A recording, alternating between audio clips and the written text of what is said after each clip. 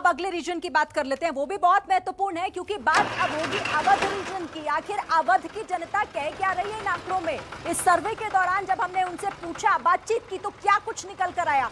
Awadh reason में किसे कितनी सीटें मिलने जा रही, क्योंकि 118 सीटों का सवाल है रोमाना। बीजेपी प्लस को देखिए, 72 से 76 सीटें यहां पर जाती बीजेपी प्लस के खाते में दिखाई दे रही है। समाजवादी पार्टी की स्थिति यह है कि एसपी प्लस को 38 से 42 सीटें एसपी प्लस के खाते में जाती दिखाई दे रही है, और बीएसपी के लिए यहां पर 2 से 6 सीटें हैं जो बीएसपी के खाते में दिखाई दे रही हैं, और कांग्रेस के लिए 0 से 2 सीटें और अन्य के लिए भी 0 से 2 सीटें। तो कुल 118 सीटें अवध रीजन की, और इस हफ्ते के आंकड़े, इस बार के आंकड़े ये कह रहे हैं। अब आप बताइए रोमाना, कितना बदलाव देख रही हैं आप?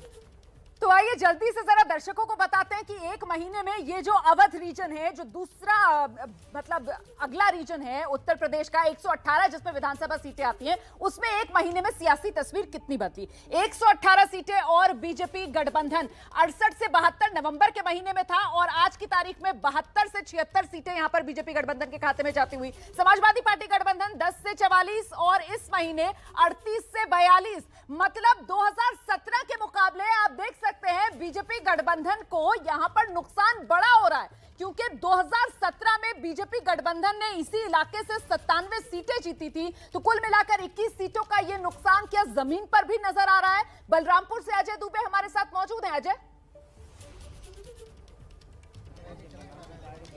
बिल्कुल, आप जो इन आंकड़ों की बात कर रही हैं, इन आंकड़ों के आगे बढ़ के एक बात बलरामपुर से ये भी निकल के आ रही है कि इस सर्द मौसम में, उत्तर प्रदेश में मौसम बड़ा सर्द है, चुनावी सरगर्मियों का आज जो जगह है बलरामपुर बना हुआ है। प्रधानमंत्री आज खुद आए हुए थे।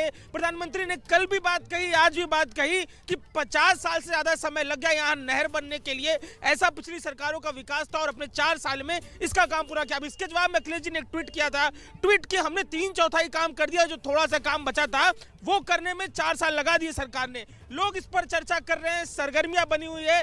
साहब, बीजेपी से आप आए हैं, चर्चा बहुत सारी हो रही है, अखिलेश जी आप पे भी निशाना साध रहे हैं, क्या नहर को लेके आबो हवा है, क्या चर्चा है? देखिए, नहर तो भारतीय जनता पार्टी ने पूरा किया, जो 40 साल से कोई काम उस पर नहीं हो रहा था, इसको पूरा किया और उसका उद्घाटन भी किया आज।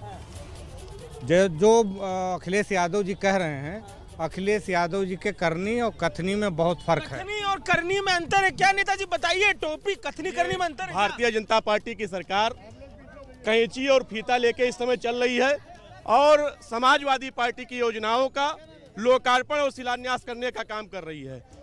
हमने 80% काम समाजवादी पार्टी की सरकार में, आज जो नहर परियोजना का शिलान्यास माननीय प्रधानमंत्री जी ने किया है, उसको पूर्ण किया जा चुका था।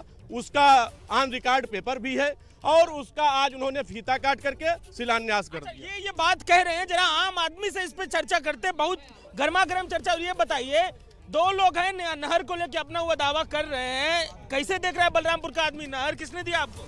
अखिलेश यादव ने। अखिलेश यादव ने, ऐसा सरकार, समाजवादी पार्टी। अच्छा, आप बताइए, ये चर्चा इनकी तरफ से आप कैसे देख रहे हैं? नहर बनाने का जो पूरा है आप लोग का चुनावी चर्चा है, क्या क्या कैसे हुआ? ये लोग सिर्फ यही बोल रहे हैं कि 2014 के बाद ही इंडिया पैदा हुआ है, बस, और कुछ नहीं। 2014 के पहले कुछ था ही नहीं। केवल जी, बड़ा हमला हो रहा है, कैसे पूरा? ये तो स्थानीय आदमी भी दिख रहा है यहाँ पे। दिक्कत है कि जनता जानती है कि 2014 के बाद जो डेवलपमेंट हुआ है, ये जो उतरौला की रोड, गोंडा की रोड, इसके कमीशन खोरी कर लिया था, बंद हो गया था। भारतीय जनता पार्टी की सरकार आई, उन्होंने इसको पूरा किया। अच्छा, ये बताइए, भाजपा सपा का झगड़ा है, ये झंडा कांग्रेस का है, जगह है कांग्रेस के लिए? बात जगह कांग्रेस के लिए। सबसे पहले तो मैं सरजू नहर पे ही बात करूंगा। ये इंदिरा जी की परियोजना थी, इंदिरा जी की परियोजना थी, 10 साल में पूरा होना था। 77 में हिंदुस्तान ने कांग्रेस को हराया, कांग्रेस 84-80 में वापस आई। फिर जब गति पे लाने लगे तो इन्होंने मिलकर मंदिर और मस्जिद के झगड़ों में उत्तर प्रदेश को उलझा दिया, जिसका परिणाम है कि 50 साल लग गया इस नहर को बनने में, वरना ये तो बहुत पहले बन गई होती। और 100 गुना पैसा 4 बार भाजपा के लोग भी। आप ये देखो, 40 साल पहले का ये पूरा प्रोजेक्ट है। 4 बार भाजपा भी उत्तर प्रदेश की सत्ता पे आई है। कल्याण सिंह, राजनाथ सिंह, गुप्ता जी और ये माननीय योगी जी, 4 मुख्यमंत्री। गलत ये भी नहीं कह रहे, कैसे भी आए? नहीं, हम कह रहे हैं, हम तो कह रहे हैं कि 40 साल से परियोजना लटकी हुई थी। अगर इन्होंने से उत्तर प्रदेश की सत्ता पे सपा और भाजपा लगातार काबिज हैं। 30 साल से कर दिया, 30 साल से ये लोग काबिज हैं।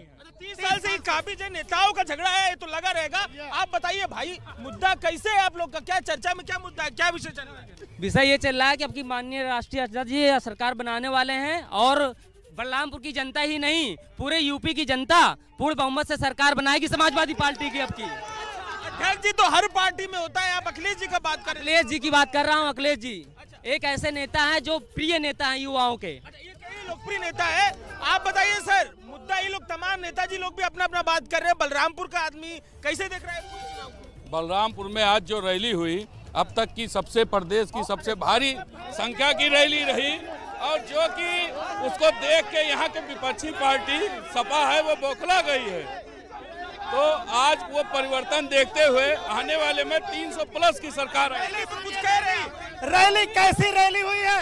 एक मिनट, रैली जो हुई है जबरदस्ती ग्राम प्रधानों को, रोजगार सेवकों को, आशा बहुओं को, आंगनबाड़ी कार्यकर्तियों को टारगेट दिया गया, यदि नहीं लाओगे आदमी तो तुम्हें नौकरी से निकाला जाएगा। प्रधानों से कहा गया तुम्हारे वित्तीय पावर छीन लिए जाएंगे।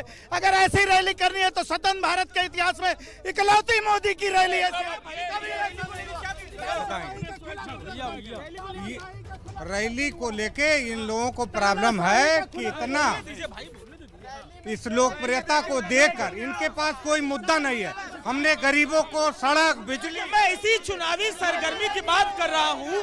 मुद्दा कोई भी हो, विषय कोई भी छिड़े, नेता, समर्थक, आम लोग बातों को लेकर के कैसे अपनी अपनी पार्टी को जाहिर तौर पर आगे ही दिखाते हैं, लेकिन ये आंकड़े बहुत कुछ कहते हैं और इन्हीं आंकड़ों पर आज हम बात भी कर रहे हैं। अब इस वक्त हमारे साथ सी वोटर के फाउंडर यशवंत जी भी हमारे साथ जुड़े हुए हैं। यशवंत जी, हर बार आंकड़े बदल रहे हैं, कोई आगे कोई पीछे, कांटे की टक्कर लेकिन जरूर दिखाई दे रही है। ये अब तक के जो आंकड़े हम देख रहे हैं, इसका निचोड़ कहता क्या है?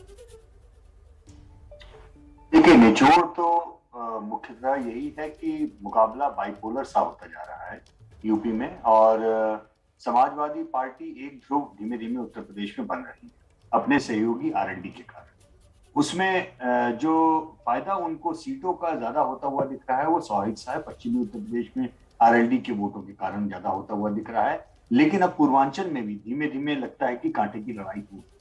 सवाल यहाँ पे ये है कि पिछले 6 महीने से हम लोग ट्रैकर में जिस तरीके से सपा का ग्राफ बढ़ते हुए या भाजपा का ग्राफ गिरते हुए देख रहे हैं, उसमें क्या ये ग्राफ लगातार ऐसे ही इसी डायरेक्शन में जाएगा, या अब जबकि प्रधानमंत्री सीधे तौर पे कैंपेन में एक तरह से उतर ही गए हैं, तो क्या ये ब्लीडिंग कहीं रुकेगी? जैसा कि किसान कानून उन्होंने वापस लिया, उससे पश्चिमी उत्तर प्रदेश में तो कम से कम साफ दिखाई दे रहा है कि ब्लीडिंग एक तरह से रुक गई। जो हैमरेज था बीजेपी का वो रुक गया है। तो क्या यहाँ से अब बीजेपी के लिए मामला अब और गिरावट का नहीं है, या सपा के लिए और ज्यादा उठने की गुंजाइश है या नहीं है? ये बात यहाँ से आने वाले 6 हफ्ते में देखने लायक। बिल्कुल, मुझे लगता है राजकिशोर जी से जरा एक रिएक्शन ले लेते हैं यहाँ पर। सर, ये अवध रीजन, यहीं पर राम मंदिर का निर्माण भी हो रहा है और बावजूद इसके यहाँ बीजेपी को ये झटका? ये झटका रोमाना नहीं मानना चाहिए। देखिए, कुल मिला के जिस उत्कर्ष पर भारतीय जनता पार्टी पहुंच चुकी थी, और ये जो आंकड़े आ रहे हैं, और यहाँ ये देखने की बात है कि अखिलेश यादव का कैंपेन शुरू हो चुका है। यहाँ तक कि बड़ा दिलचस्प था, बुंदेलखंड में भीड़ उनकी रैली में दिखाई पड़ रही थी, लेकिन पिछले महीने की तुलना में इस महीने में जबकि अभी बीजेपी का शुरू नहीं हुआ है तो भी उनकी सीटें कुछ कम होती दिखाई पड़ रही थी। तो अगर ये आंकड़े हैं, इन आंकड़ों पर चर्चा करें तो बीजेपी के लिए इसमें बहुत ज्यादा नुकसान नहीं। और वैसे भी अवध परंपरागत रूप से समाजवादी पार्टी के लिए मजबूत इलाका रहा है। जब भी उसकी सरकारें बनती रही हैं तो अवध में वो बहुत अच्छा करते रहे हैं।